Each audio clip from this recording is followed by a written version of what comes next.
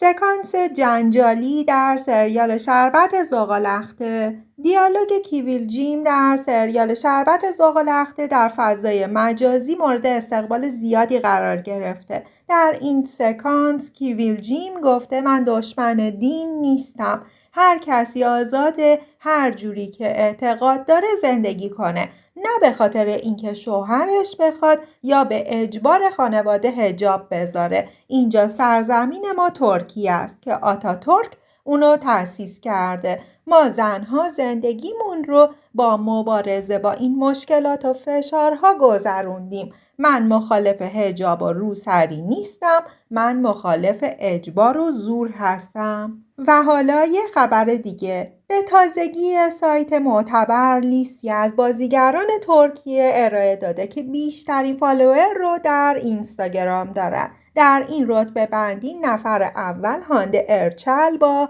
32 میلیون فالوور و دمت اوزدمیر با 16 میلیون فالوور و نسلیهان هم با 14 میلیون و همچنین در رتبه بندی آقایون نفر اول باراک اوزچیویت با 25 میلیون فالوور و کرم بورسین با 11 میلیون فالوور و جان یامان هم با 10 میلیون.